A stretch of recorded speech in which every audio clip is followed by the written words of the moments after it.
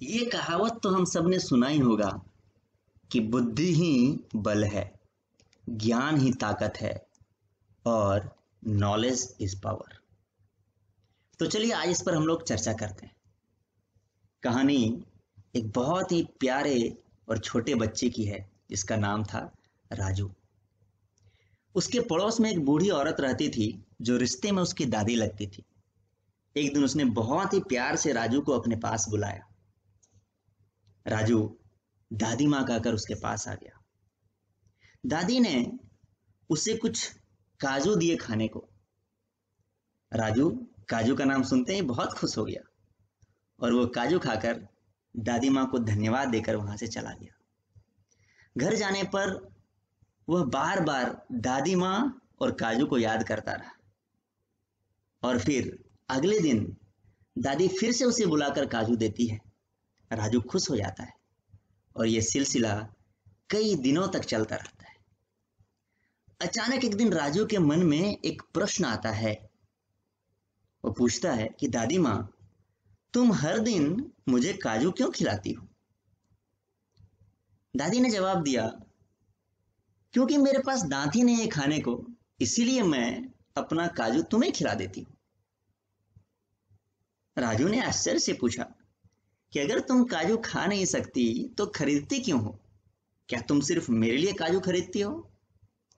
दादी माँ ने बहुत ही ईमानदारी से जवाब दिया कि एक्चुअली मैं काजू खरीदती ही नहीं हूँ। मैं तो काजू वाला चॉकलेट खरीदती हूँ। राजू ने आश्चर्य से पूछा, काजू वाला चॉकलेट?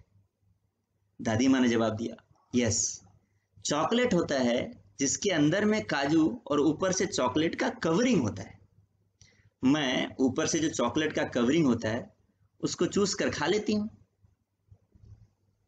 पर क्योंकि मेरे पास दांत नहीं है तो अंदर का जो काजू है वो मैं तुम्हारे लिए छोड़ देती हूँ। फिर क्या था, इतना सुनते ही गुस्से से राजू का चेहरा लाल हो गया। वह अपने आप से, दादी से और काजू से तो नफरत ही करने लगा। अब आप सोचिए, वही दादी, वही काजू, पर अब क्या राजू काजू खाएगा? तो आपका उत्तर है नहीं। आखिर क्या डिफरेंस है, क्या अंतर है राजू के आज के मनोस्थिति में और पहले के मनोस्थिति में? तो आपका जवाब होगा नॉलेज। अभी राजू को नॉलेज है कि वो काजू क्या उसके लिए सही था, उपयुक्त था, उसे उस काजू को खाना चाहिए था या फिर नहीं खाना चाहिए था। तो दोस्तों, ये नॉलेज ही है, ज्ञान ही है जो हमें इंपावर करता है, हमें सशक्त बनाता है। तो आज हम लोग जीवन के 3 महत्वपूर्ण शिक्षाओं पर बात करेंगे और इस ज्ञान को अमल में लाने का प्रयास करेंगे। सबसे पहला शिक्षा है, जब भी आप गुस्सा होते हैं, whenever you get angry, आप चुप हो जाइए। आप कोई प्रतिक्रिया, कोई रिएक्शन मत दीजिए। देखते हैं सबसे पहले कि हम लोग गुस्सा होते क्यों हैं। कोई हमारा मजाक उड़ा दे, कोई इंसल्ट कर दे, हम गुस्सा हो जाते हैं। हस्बैंड और वाइफ छोटी छोटी बातों पर गुस्सा हो जाते हैं। कभी कभी छात्र या बच्चे क्लास में बदतमीजी करते हैं या फिर बातचीत कर रहे होते हैं या फिर किसी प्रश्न का सही जवाब नहीं देते हैं तो टीचर गुस्सा हो जाते हैं। आपने दुकान से कोई सामान खरीदा, वो डिफेक्टिव था, हम दुकानदार पे गुस्सा हो जाते हैं। होटल में खाना खाने गए, खाना अच्छा नहीं लगा, वेटर पे गुस्सा हो जाते हैं। तो तमाम कारण हो सकते हैं गुस्सा होने के। और हम किस पर गुस्सा हो सकते हैं? किसी पर भी गुस्सा हो सकते हैं। हम अपने दोस्तों पर गुस्सा कर सकते हैं, अपने रिश्तेदारों पर गुस्सा कर सकते हैं, अपने अंडर काम करने वाले कलीग्स पर गुस्सा कर सकते हैं, सबऑर्डिनेट्स पर गुस्सा कर सकते हैं, अपने बॉस पर भी गुस्सा कर सकते हैं। कोई अपने वाइफ पे गुस्सा कर सकता है, अपने हस्बैंड पे गुस्सा कर सकता है, अपने बच्चों पे गुस्सा कर सकता है व्यक्ति, अपने पेरेंट्स पे गुस्सा आ सकता है हमें, कोई एक अनजान व्यक्ति से भी गुस्सा कर सकता है, दुकानदार से गुस्सा हो सकता है। आप ट्रेन में चल रहे हैं, आपके बगल वाले पैसेंजर से आपका झगड़ा हो सकता है, आप उस पर गुस्सा कर सकते हैं। टीचर अपने स्टूडेंट पे गुस्सा कर सकता है, स्टूडेंट अपने टीचर पे भी गुस्सा कर सकता है। और इस तरीके से हम देखेंगे कि लाइफ में छोटी छोटी बातों पर हम किसी पर भी गुस्सा कर सकते हैं। क्या गुस्सा करने से हमें कोई फायदा मिलता है? तो आंसर है इट डजंट हेल्प। जैसे मान लीजिए आप एक गाड़ी चला रहे हैं और कोई गाड़ी सडनली आपके सामने आ जाता है और आपका रास्ता बाधित कर देता है। आप ऑफिस में टाइम पर पहुंचना चाहते थे और आपको यहाँ पर कुछ टाइम एक्स्ट्रा टाइम स्पेंड करना पड़ जा रहा है। फिर आप क्या करते हैं? आप उस गाड़ी को ओवरटेक करके, रोक करके ड्राइवर को आप उससे झगड़ा करते हैं, आप उस पर गुस्सा करते हैं। क्या लगता है कि आपके गुस्सा करने से वह ड्राइवर आगे के जीवन में कभी ऐसी गलती करना बंद कर देगा? या फिर क्या आप सही समय पर, राइट टाइम पर ऑफिस पहुंच पाएंगे? तो आंसर है नहीं। दोस्तों, गुस्सा करने से किसी भी समस्या का समाधान आज तक न तो हुआ था, न हो रहा है और न ही होगा। एक मोमेंट का जो गुस्सा है ना, वो जीवन भर के किए गए कमाई पर पानी फेर सकता है। आप देखते हैं आजकल इतने डाइवोर्सेस हो रहे हैं। क्यों? छोटी छोटी बातों पर हस्बैंड और वाइफ एक दूसरे पर गुस्सा करते हैं।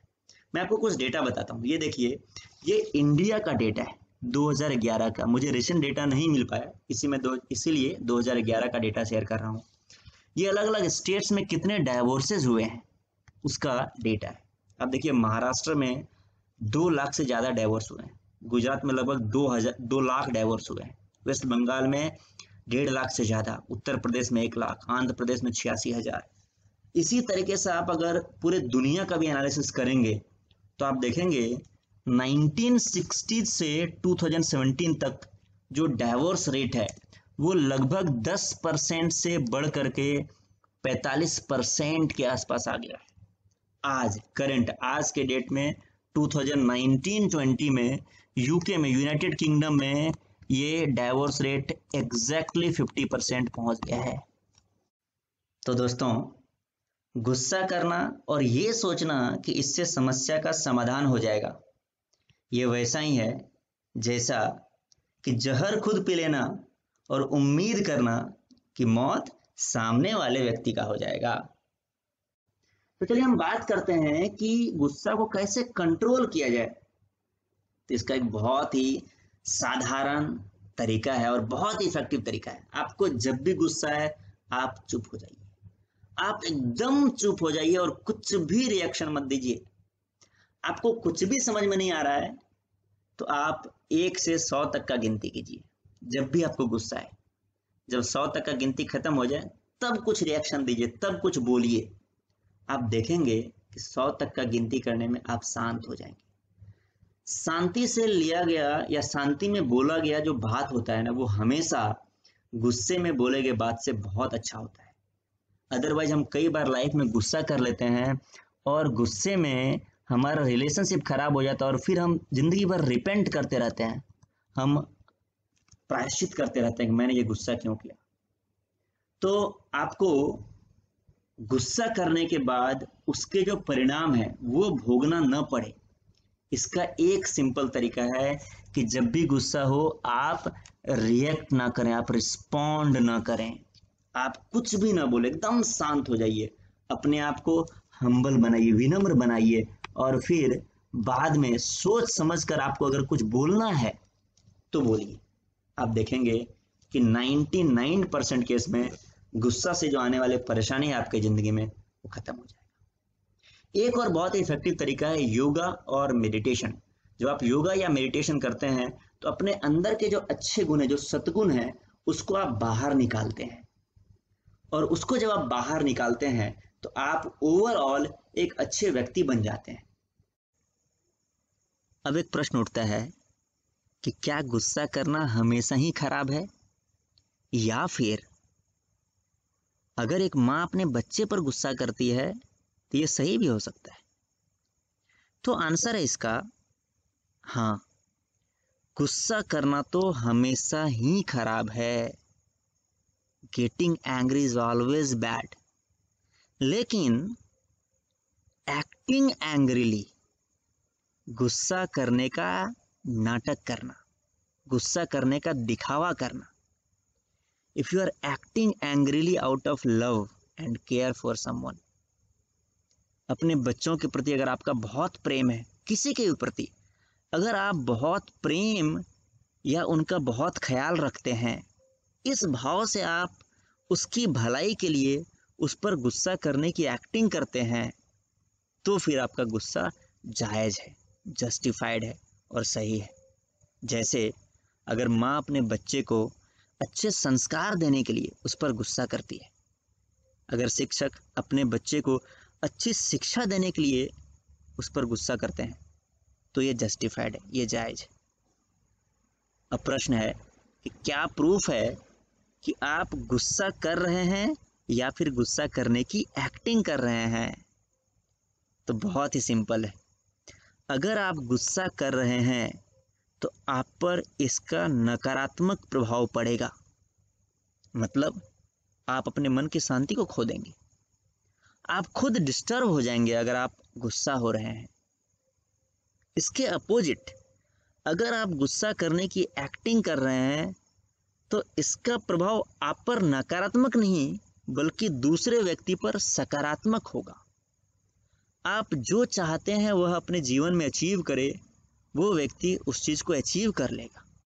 चलिए अब हम लोग जीवन की दूसरी शिक्षा पर चलते हैं, और ये है do not take important decisions when you are sad. आप अपने जीवन में जब भी दुखी हों, कोई भी महत्वपूर्ण निर्णय न करें। चलिए देखते हैं कि हम लोग अपने जीवन में दुखी होते हैं क्यों हैं। अरे आजकल तो दुखी होने के हजारों तरीके हैं। खास करके आप टीनेजर्स में देखेंगे, यंगस्टर्स में देखेंगे कि वो मियर अट्रैक्शन को प्यार समझ लेते हैं, और फिर प्यार में उन्हें मिलता है धोखा, और फिर उन्हें लगता है कि ये दुनिया तो एक धोखा है। रिजल्ट, कई लोग नशा करने लगते हैं उस दुख के फेज को अपने जीवन से निकालने के लिए। कई लोग ड्रग एडिक्ट बन जाते हैं, कुछ लोग तो सुसाइड भी कर लेते हैं। आजकल के बच्चे एग्ज़ाम में फेल हो जाते हैं और पेरेंट्स ज़रा सा डांट दें उनको तो वो सुसाइड कर लेते हैं। वो इतना दुखी हो जाते हैं अपने जीवन में। आपको पता है हर एक साल वर्ल्ड वाइड 8 लाख बच्चे 15 से 29 साल के बच्चे सुसाइड करते हैं।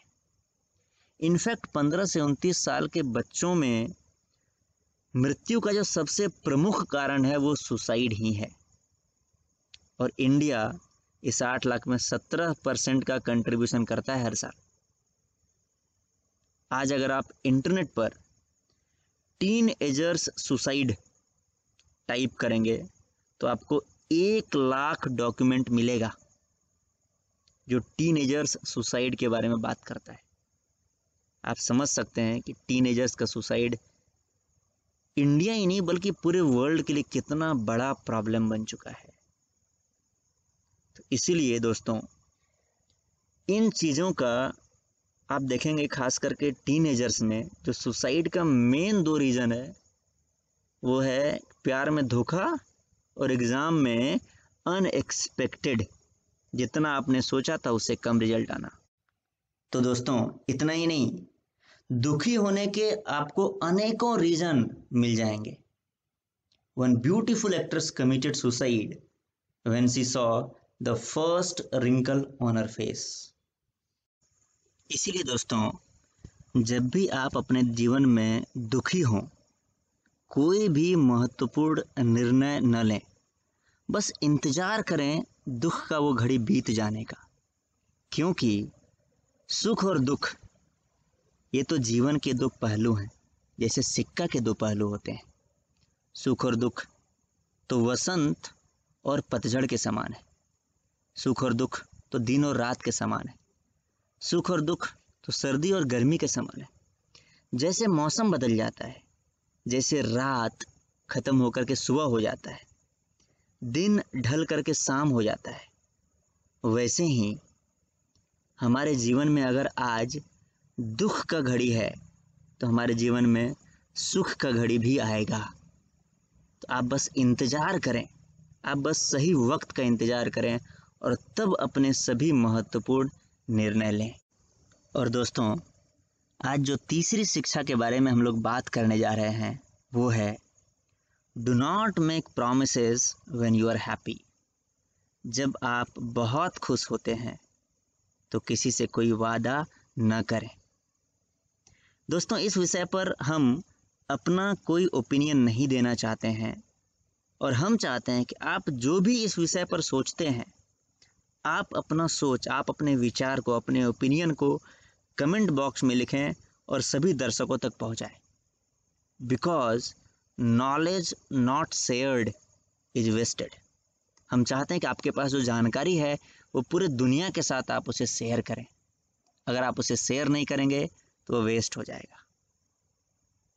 तो आज जो हमने 3 महत्वपूर्ण शिक्षाओं पर बात किया है, उसमें पहला था गुस्से में कुछ न बोलें, दूसरा दुखी होकर कोई निर्णय न लें, और तीसरा है खुशी में कोई वादा न करें।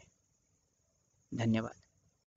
So thank you for watching this video. और अगर ये वीडियो आपको पसंद आया तो लाइक करें, शेयर करें और ज़रूर से इस चैनल को सब्सक्राइब करें।